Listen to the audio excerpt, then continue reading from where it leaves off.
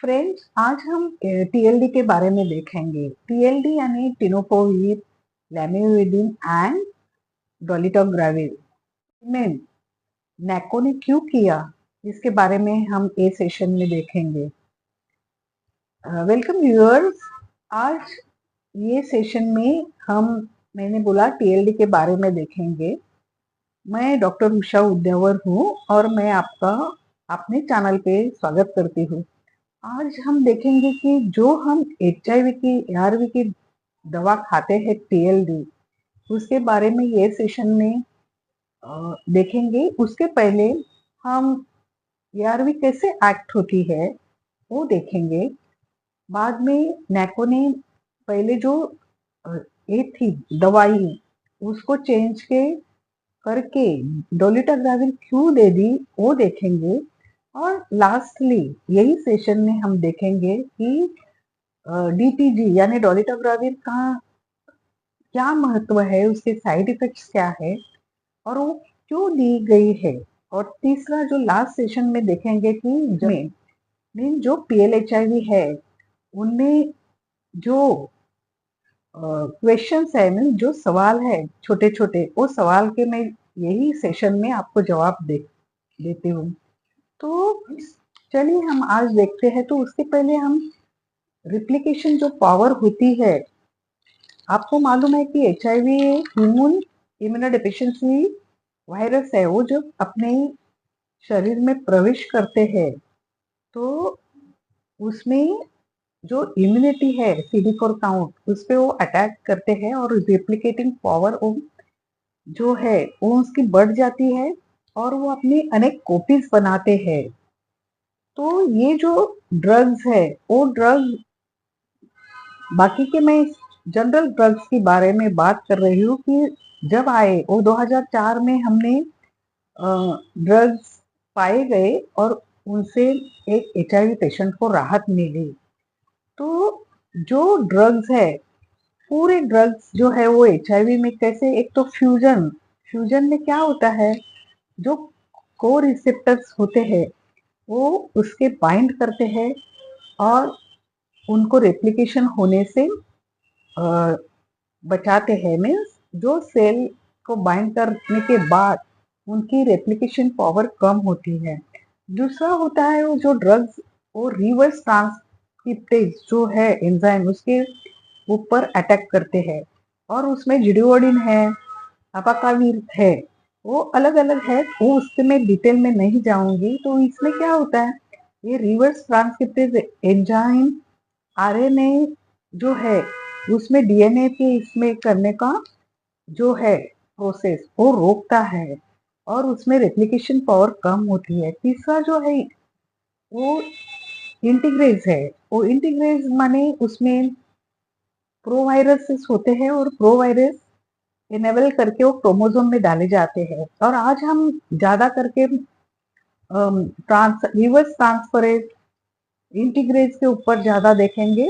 और प्रोटीएस भी ग्रुप के ड्रग्स होते हैं, वो भी क्या करते हैं कि प्रोटीन्स तैयार करके जो CD4 सेल्स है उसको एक्टिवेट करते हैं। तो टीएलडी इसमें टी माने टिनोपोविर है, दूसरा जो है ड्रग्स लैमिविडिन है और तीसरा जो है वो डोलिटाग्राविर है। तो जो पहला जो है टिनोपोविर, तो टिनोपोविर क्या है ड्रग्स, तो टिनोपोविर क्या है, nucleotide reverse transcriptase inhibitors drug है। मीन्स वो मैंने बोला ना, ट्रांसक्रिप्टेज जो है उसको इनहिबिट करने वाला जो है वो टिनोपोविर है। अब ये टिनोपोविर जो ड्रग्स है उसमें वो HIV-1, HIV-2 और हेपेटाइटिस बी के ऊपर भी वर्क करता है।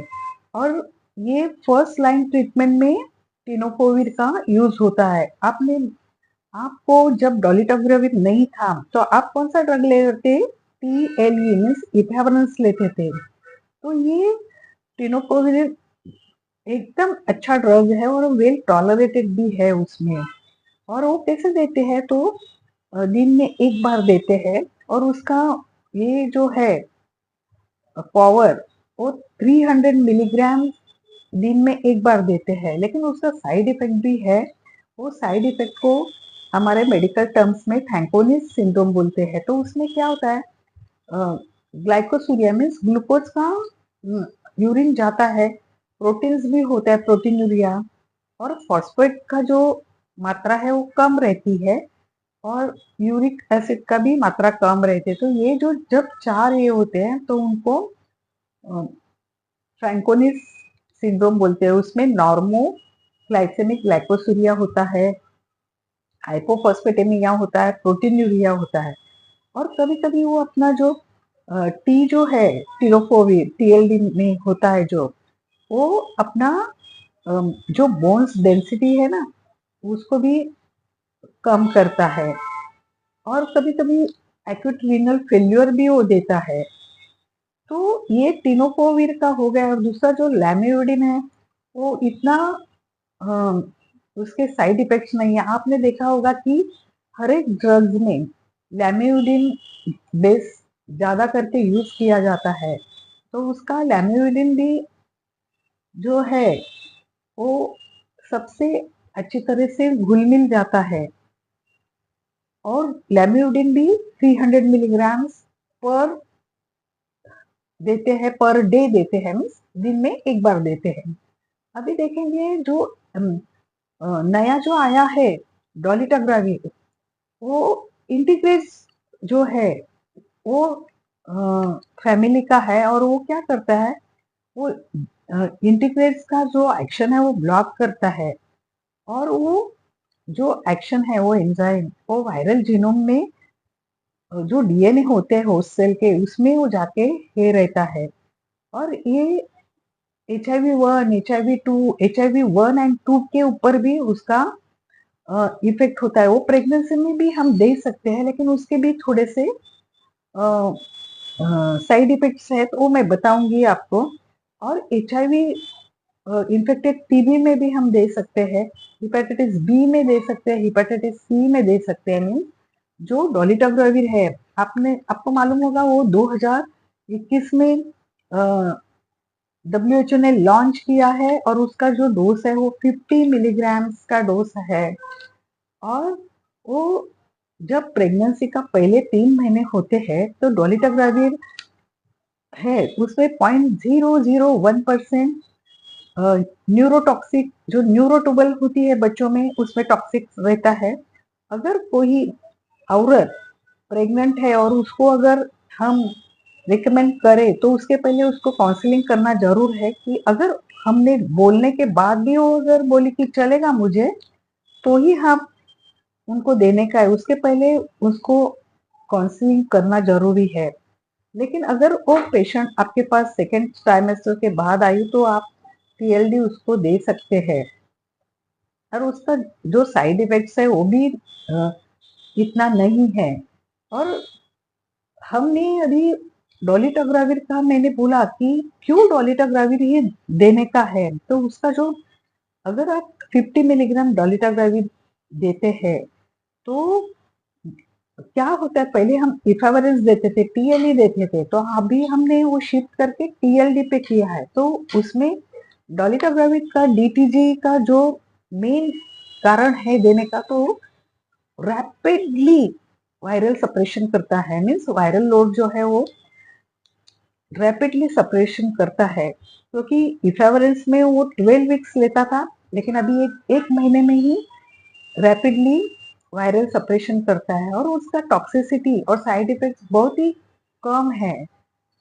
उनके जो उनके जो कॉमन है अभी इफेवरेंस के जो न्यूरोलॉजिकल जो साइड इफेक्ट्स होते थे वो इसमें नहीं है, बहुत ही माइनर उसमें ये है। और उसका जेनेटिक बैरियर बहुत ही अच्छा है, और वो HIV-2 पेशेंट में भी और HIV-1 और 2 मिक्स पेशेंट भी होंगे तो उसमें हम दे सकते हैं।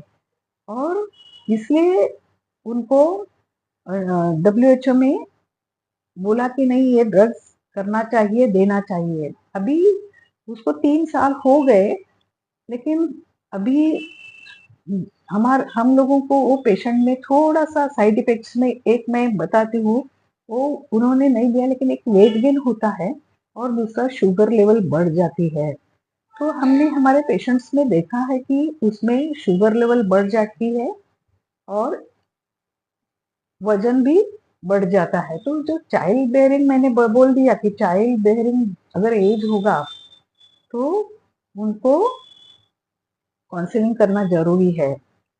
उसके बाद उसमें ड्रग रिएक्शंस भी कैसे आते हैं वो भी देखना जरूरी है कि अगर ड्रग्स रिएक्शन अगर पेशेंट टीएलडी पे है तो वो टीएलडी पे अगर पेशेंट होगा तो कौन सी भी दवा मलेरिया की हो टाइफाइड की हो वो इंटरैक्ट करती है तो वो दवा पहले आप एआरवी लीजिए। एआरवी माने एआरटी का ड्रग, एंटी रेट्रोवायरस ड्रग। ये अगर लेते हैं टीएलडी तो उसके 2 घंटे बाद आप ये ले सकते हैं। उसमें गैस्ट्रिक का भी जो है पेंटाप्रोजल है, ओमिप्रेजल है, वो भी आप बाद में ले सकते हैं। बाद में लीजिए या टीएलडी के बाद, नहीं तो 6 घंटा पहले लीजिए टीएलडी के पहले।